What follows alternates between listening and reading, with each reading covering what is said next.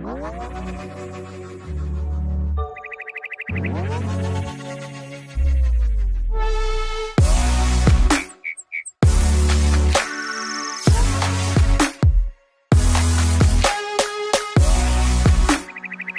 everyone to this August 14th edition of What's Happening in Crypto with Crypto Lark, broadcasting to you from New Zealand and bringing you all of the latest from the crypto world and beyond. Today's top stories: Saudi Arabia cracks down on Bitcoin, fiat currencies are a scam, and the latest on Bitmain Cash.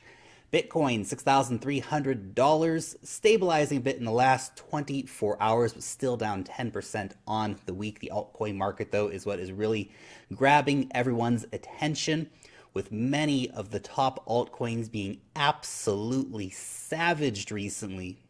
One of the few exceptions to this is Stellar Lumens, which has only lost 6% in its dollar valuation this week.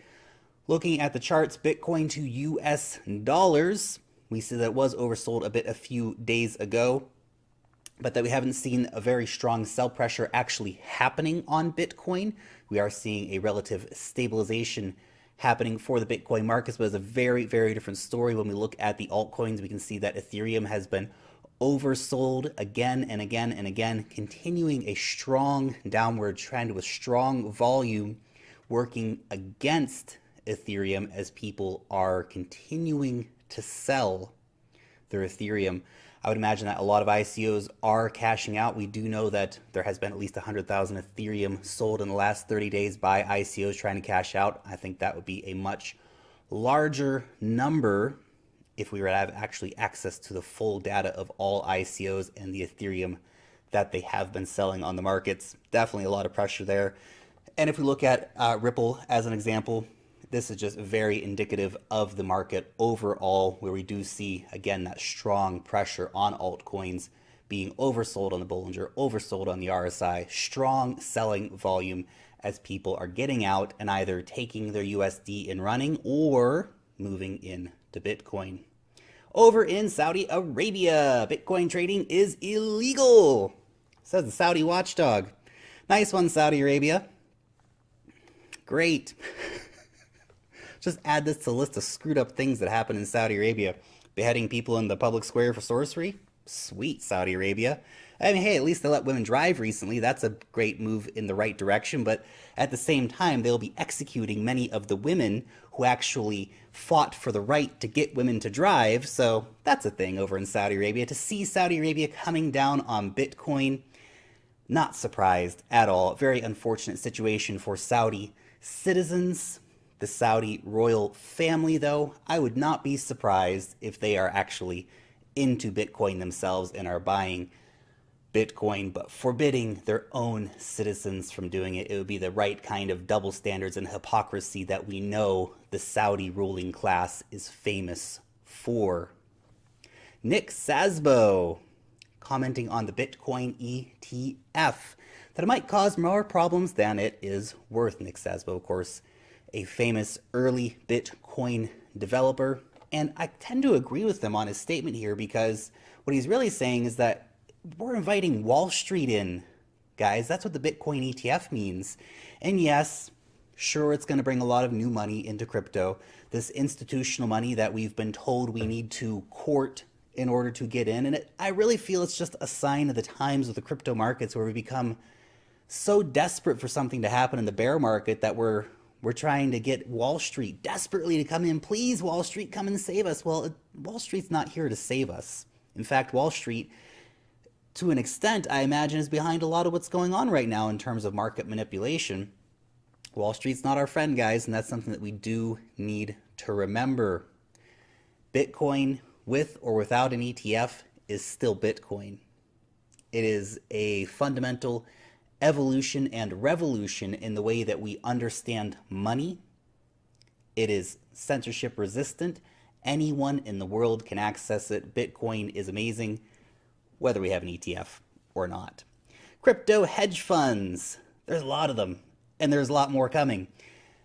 A surprising record pace of new hedge funds have been launched in 2018. Now, the numbers here are quite surprising. Total of 466 cryptocurrency investment funds, most of them 255 being set up as hedge funds, and of those, 195 are set up as venture capital funds and 16 represent private equity funds. Now, in the 2018, we've already seen 165 new cryptocurrency funds set up. So if you're looking at the markets, and this is something I mentioned in my video the other day, you have to try and think a bit like the big guys are thinking. Because all these cryptocurrency investment funds, they've been setting up during the bear market. They know what's going on. They understand the fundamental value of Bitcoin and of cryptocurrencies and the underlying technology of blockchain. That is why they are investing. They see that this is a new market full of potential.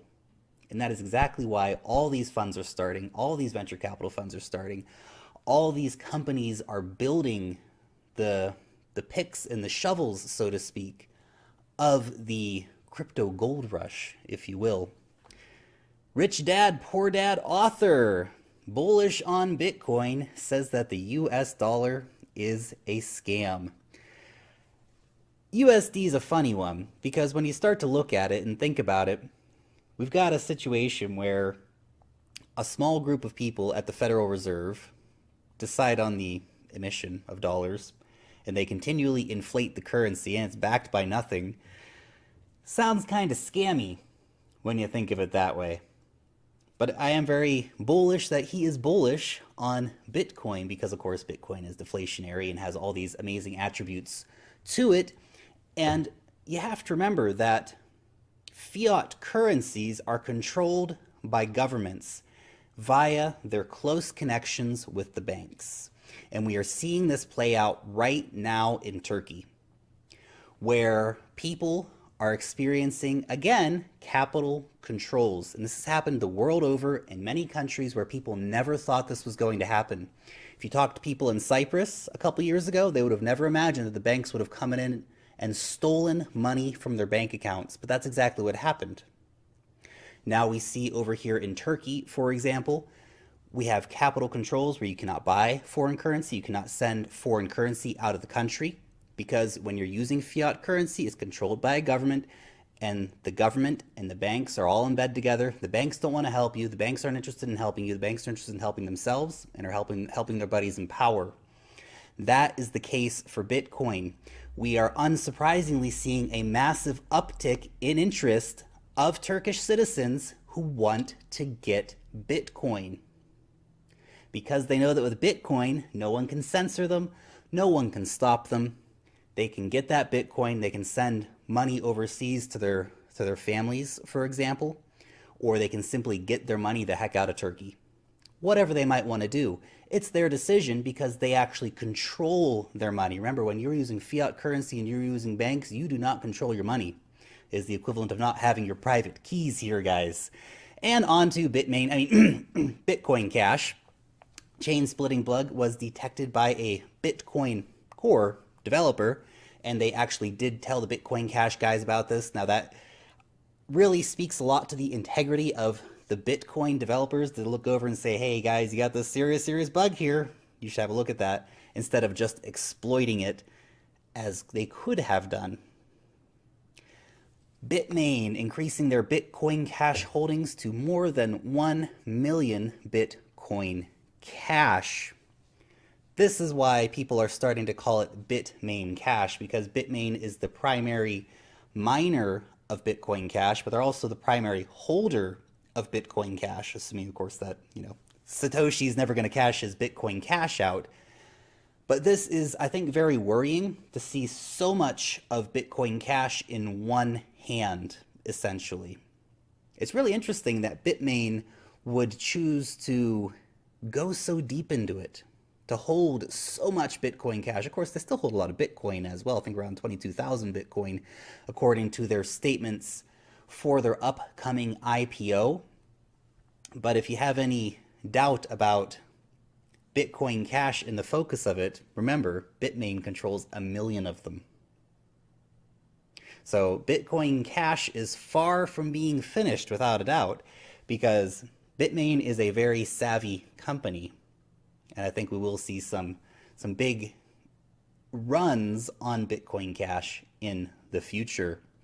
And our final story of the day, in a rare decision, ICO founders will delay their crypto paydays for a decade. This is a story about the Nebulas team. Now, initially, they had a 3-year lockup on their tokens. They've decided to wait 10 years before they cash their tokens out. And I think that's really awesome.